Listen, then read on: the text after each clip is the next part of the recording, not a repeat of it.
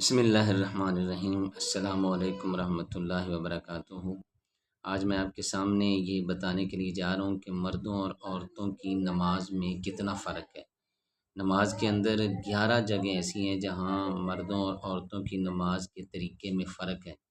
پہلا تو ہے تکبیر تحریمہ کے لیے ہاتھ اٹھانے میں، کہ تکبیر تحریمہ کے لیے مردوں کو چادر وغیرہ سے ہاتھ نکال کر کانوں تک اٹھانا ضروری ہے، جبکہ عورتوں کو ہر حال میں بغیر ہاتھ نکالے ہوئے کندھوں تک اٹھانا چاہیے۔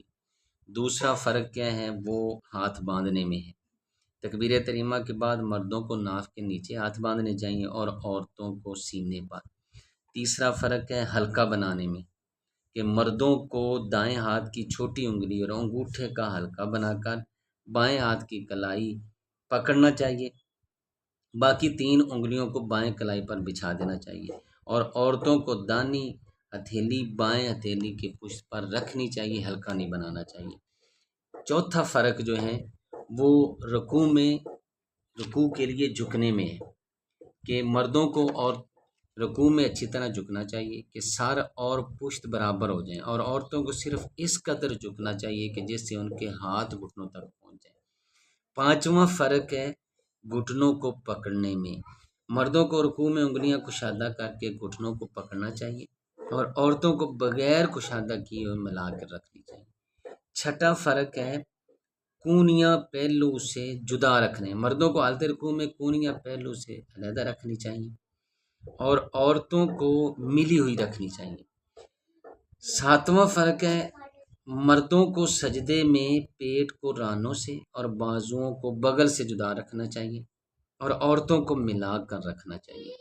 آٹھواں فرق ہے سجدے میں کونیاں اٹھانے میں، سجدے میں مردوں کی کونیاں زمین سے اٹھی ہوئی ہوں اور عورتوں کی کونیاں زمین پر بچھی ہوئی ہیں۔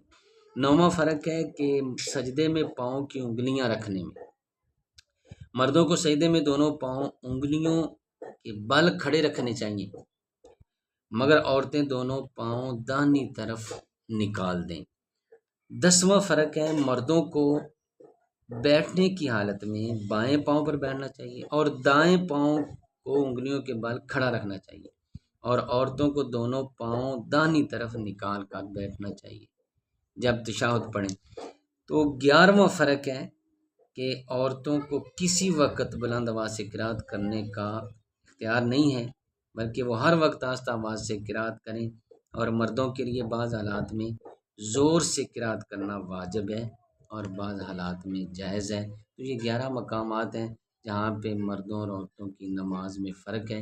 تو ان مقامات میں جہاں فرق ہے مردوں کو ان کا لحاظ رکھنا چاہیے کہ وہ عورتوں کا طریقہ اختیار نہ کریں، اور عورتیں نماز پڑھتے ہوئے وہی طریقہ اختیار کریں، وہ مردوں کے طریقے کے مطابق نماز نہ پڑھیں، ورنہ اجر سنت کے مطابق نہیں ملے گا۔ اللہ تعالیٰ عمل کی توفیق بخشے۔